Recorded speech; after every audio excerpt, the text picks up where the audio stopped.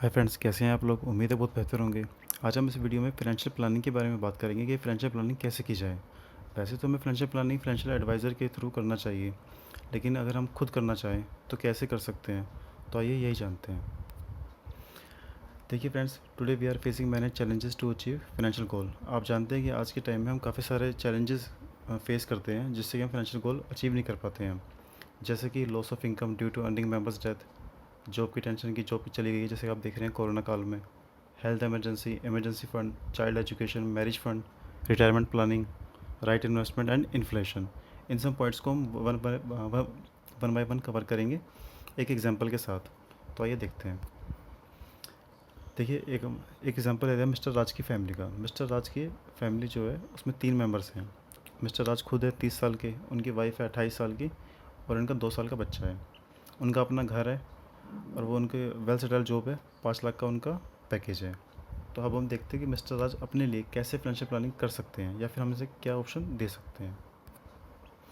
तो देखिए, 50-30-20 हम generally we can use 50-30-20 rule in 5 lakh 6 lakh income group के लोगों को हम ये रूल देते हैं।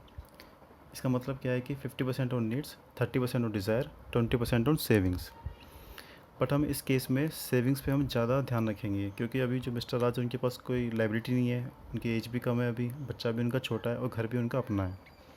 तो फिर इसमें हम इस केस में क्या करेंगे, हम 50% हम जो खर्च करेंगे वो नीड्स पे करेंगे, 10% हम करेंगे 50,000 लाइक वेकेशन, बर्थडे सेलिब्रेशन या वट जो भी, और 40% हम सेविंग पे इन्वेस्ट करेंगे 2 लाख। ये टोटल हुआ 5 लाख। तो आइए देखते हैं इसको कैसे करेंगे हम। सबसे पहला जो पॉइंट था हमारा, loss of income due to earning members death. तो सबसे बड़ी दिक्कत कहाँ आती है फैमिली में, जब जो परिवार में जो अर्निंग मेंबर होता है उसकी डेथ हो जाए, तो बंदा तो चला ही गया, लेकिन साथ में जो उसकी इनकम है वो भी चली जाती है। तो उस इनकम को कवर करने के लिए हम जो इसमें एक टर्म इंश्योरेंस खरीदेंगे। तो जो टर्म इंश्योरेंस है वो हमें लगभग जो अपनी ईयरली इनकम है उसका 10 टाइम्स लेना चाहिए, और प्लस में अगर कोई लायबिलिटी है, कोई लोन है या कोई भी देनदारी है तो उसको ऐड कर लेंगे, उतना हमें टर्म इंश्योरेंस होना चाहिए। इस केस में हम 20 टाइम्स लेंगे। 5 लाख का इनका पैकेज था, 20 इंटू 5 लाख 1 करोड़, लाइबिलिटी इनकी ज़ीरो है। तो हम इसमें LIC का टर्म इंश्योरेंस हम ले रहे हैं। एज 30 ईयर्स, ये नॉन स्मोकर हैं। Term 40 years. जो PPT है, प्रीमियम पेइंग टर्म, वो 30 ईयर्स की है। सम एश्योर्ड 1 करोड़, और जो इनके प्रीमियम आएगा ईयरली वो 22,939 होगा। इसमें इनका ये जो पॉइंट है कवर हो जाएगा। सेकंड पे आते हैं। जो इससे थोड़ी दिक्कत ये भी आजकल आप देख रहे हैं लोगों को ये फेस कर रहे हैं कि उनकी जॉब चली गई है। तो इसके लिए हम कैसे तैयार हों। हमारे पास जो जॉब के जो जितनी हमारी सैलरी है उसका 6 मंथ का बैकअप हमारे पास होना चाहिए, ताकि अगर जॉब चली जाए तो हम कोई सेकंड ऑप्शन या नई जॉब नई नई जॉब मिलते मिलते हमें जो भी टाइम लगेगा उसमें हमें कोई दिक्कत ना आए फैमिली के एक्सपेंस में। इसको हम इमरजेंसी फंड में कवर कर लेंगे। थर्ड थर्ड पॉइंट पे आते हैं, हेल्थ इमरजेंसी। जैसे गाइस आप जानते हैं आजकल अगर छोटी सी भी बीमारी हो जाती है तो उसका लंबा चौड़ा बिल आ जाता है। तो इसलिए हमें एक हेल्थ इंश्योरेंस ज़रूर लेना चाहिए, फैमिली फ्लोटर। इसमें हम 10 लाख का लेंगे, और साथ ही साथ जो ये हस्बैंड वाइफ हैं, मिस्टर राज और उनकी वाइफ, उनको एक कैंसर कवर और देंगे 15 लाख का। अगर हम मैक्स का हेल्थ इंश्योरेंस लेंगे 10 लाख का, तो उनका जो ईयरली प्रीमियम है वो लमसम आएगा 18,165 का। और LIC कैंसर कवर हम और ले लेते हैं हस्बैंड के लिए 15 लाख का, जिसका प्रीमियम आएगा 2,991। और LIC का ही कैंसर कवर वाइफ के लिए 15 लाख का, उसका प्रीमियम आएगा 4,779।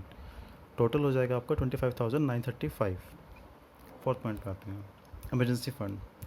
Emergency fund should be like liquid cash, so we can take liquid funds और can open a bank RD। तो जो इमरजेंसी फंड है वो कैसे होना चाहिए कि वो एक लिक्विड कैश की तरह से, कि जब भी कोई दिक्कत आई फटाक से आप निकाल कर आपसे यूज़ कर सकें। तो उसके लिए आप या तो लिक्विड फंड ले सकते हैं, या फिर आप बैंक में एक RD ओपन कर लीजिए 4,000 रुपीज़ पर मंथ की। इस केस में हम यही करेंगे। तो जो इनका 1 साल का 48,000 का इनका अमाउंट इसमें इन्वेस्ट हो जाएगा, सेविंग्स हो जाएगी इमरजेंसी के लिए।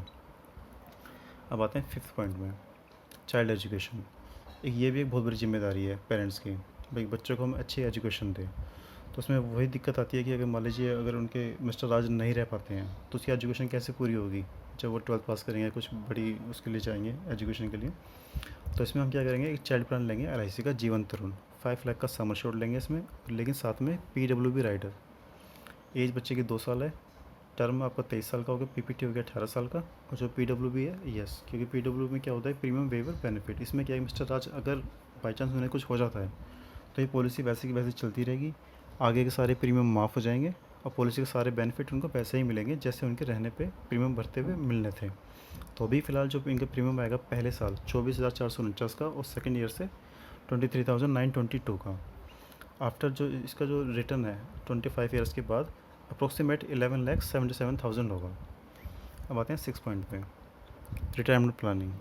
देखिए जब हम काम कर लेते हैं, सारी जिम्मेदारी पूरी हो जाती है, तब हमारे पास बचता है रिटायरमेंट अपने लिए, कि बुढ़ापे में हम काम कर नहीं पाएंगे, तो हमें एक लमसम अमाउंट ऐसा चाहिए जो हमें रेगुलर हमें मिलता रहे। तो उसके लिए हमें, लेकिन तैयारी हमें अभी से करनी पड़ेगी, तभी होगा। अगर हम एंड पे जाके करेंगे तो नहीं हो पाएगा। तो अभी मिस्टर राज की एज है 30 ईयर्स, अभी वो इसमें 35,000 अगर इसमें इन्वेस्ट करते हैं रिटायरमेंट प्लान में, like an P S is the best option. लेकिन ऑप्शन और भी बहुत हैं, ऐसे नहीं है, लेकिन मैं इसमें सिर्फ एन पी एस का भी ऑप्शन आपके सामने डिस्कस कर रहा हूँ।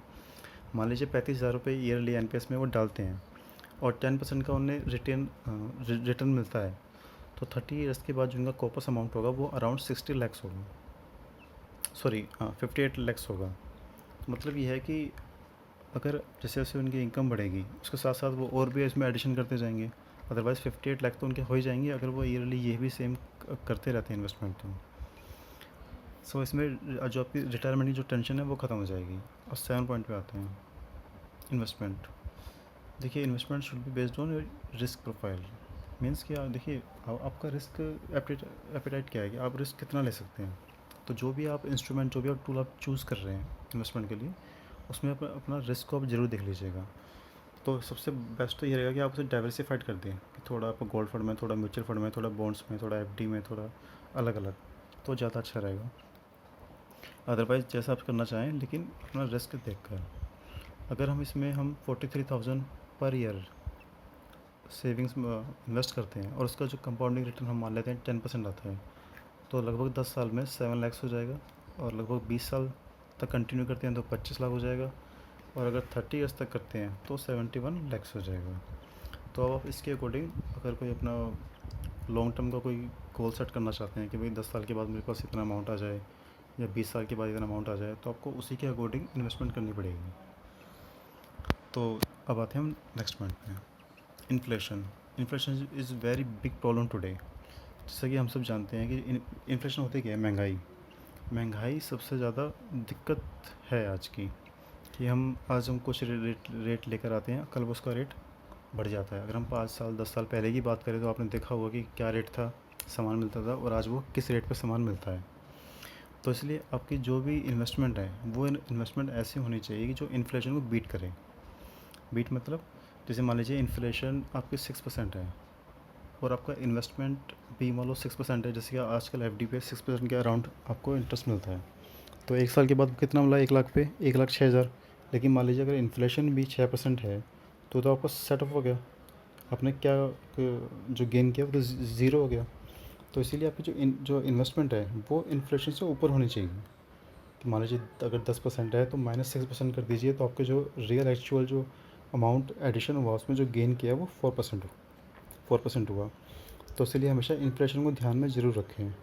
इन फ्यूचर आपको कितना अमाउंट की ज़रूरत होगी, ये सब इन्फ्लेशन को आप ध्यान में रखेंगे तो कोई दिक्कत नहीं होगी। जैसे कि हम जब रिटायरमेंट प्लानिंग करते हैं तो उसमें हम ये देखते हैं कि आज हमारा जो घर का खर्चा है वो कितने का है, और जब 20 साल 30 साल के बाद जब हम रिटायर होंगे तो उस टाइम कितना होगा। उसके बारे में भी आपसे डिस्कस करूँगा, मैं एक अलग वीडियो बनाऊँगा उसके ऊपर, उसमें उसको डिस्कस करेंगे। फ़िलहाल अभी चलते हैं 9th समरी पे। तो आपने देखा इसमें इनका 5 लाख का पैकेज था, इन्होंने इसमें टर्म इंश्योरेंस भी हो गया, इनका हेल्थ प्लान भी हो गया, इनका इमरजेंसी फंड भी हो गया, चाइल्ड प्लान भी हो गया, इनका जो रिटायरमेंट प्लान है वो भी हो गया, और साथ में इन्वेस्टमेंट भी। इन सब का जो टोटल है वो 1,99,323 ईयरली है। और जैसे जैसे वो ग्रो करेंगे उनकी इनकम, उसको वैसे वैसे साथ में और भी एडिशन करते जाएँ। तो ये इस तरह से अपना सेल्फ फाइनेंशियल प्लानिंग कर सकते हैं। और बाकी एक बार तो फाइनेंशियल एडवाइज़र से बात करेंगे तो वो और भी आपको अच्छे अच्छे ऑप्शन आपको दे सकता है। लेकिन अगर आप ये होता है कि भाई मैं खुद करूँ, तो आप खुद भी कर सकते हैं। यही सब जो बेसिक्स होता है वो सब लोग यूज़ करते हैं। तो मुझे उम्मीद है कि आपको ये वीडियो पसंद आई होगी। अगर पसंद आई है तो प्लीज़ लाइक कीजिए, शेयर कीजिए, सब्सक्राइब कीजिए। ऐसे ही इन्फॉर्मेशन वीडियो मैं आपके लिए लाता रहूँगा। Thank you.